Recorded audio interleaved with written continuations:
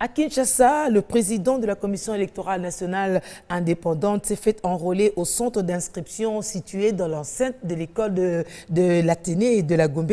Denis Kadima a prévenu les Congolais que les cartes d'électeurs actuelles expirent à la fin de l'opération d'enrôlement des électeurs lancée justement ce samedi. Quant à ceux qui ont perdu des cartes, ils peuvent s'enrôler avec d'autres pièces exigées telles que le passeport, le permis de conduire, un acte de naissance, le certificat de nationalité.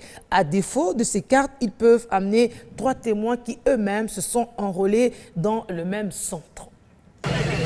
Aux premières heures de ce samedi 24 décembre, un afflux de requérants était remarquable ici à l'Athénée de la Gombe dans certains centres d'inscription. Ces Congolais étaient venus s'acquitter de leur devoir civique électoral pour se procurer d'une nouvelle carte d'électeur afin de participer aux différentes échéances électorales conformément au calendrier de la CENI publié récemment. C'est donc une exigence fondamentale pour ces Congolais de remplir légalement ces droits constitutionnels. Et pour mieux s'imprégner du démarrage effectif de cette opération d'enrôlement des électeurs dans la capitale, le président de la CENI, accompagné de son épouse, s'y est rendu pour aussi obtenir sa carte d'électeur et inviter par ces gestes tous les Congolais à une participation massive à cette opération électorale.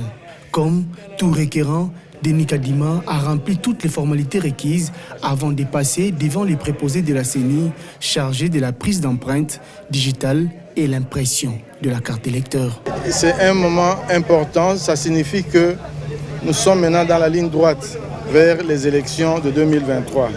Donc j'invite la population à faire comme moi. Je n'ai pas attendu le deuxième jour. Dès le premier jour, je me suis rendu ici parce que je sais que plus on va avancer dans le processus, plus il y aura des gens et moins on pourra le faire facilement. Ceux qui ont perdu leur carte peuvent venir ici, mais là ils doivent amener une autre pièce. Il y a d'autres pièces. S'ils ont un passeport, ils peuvent l'amener. S'ils ont l'acte de naissance, ils peuvent l'amener. Le certificat de nationalité, mêmement, c'est ça.